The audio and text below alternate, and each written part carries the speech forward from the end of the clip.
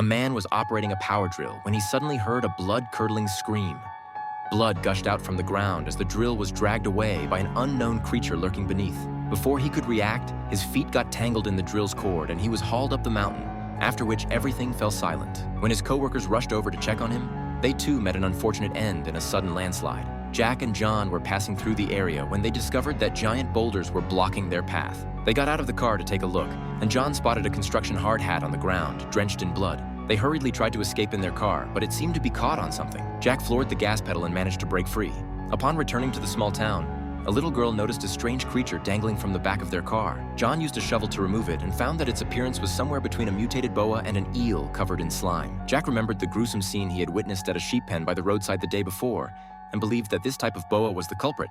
However, one snake alone was clearly not enough to devour an entire flock of sheep. He speculated that there must be a large number of similar creatures lurking around the town. As night had fallen, they decided to launch an investigation the following day.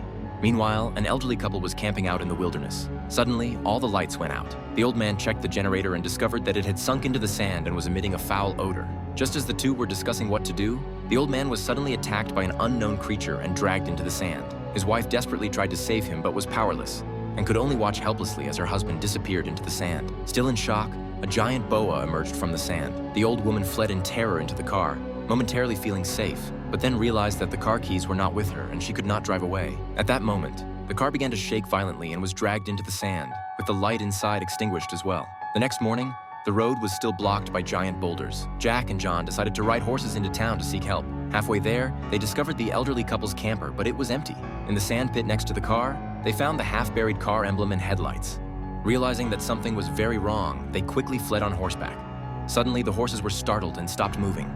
The two men fell off their horses one after another, only to see a mutated giant boa constricting the horses. Jack fired his gun, and the snake retreated in fright. At that very moment, the ground suddenly cracked open,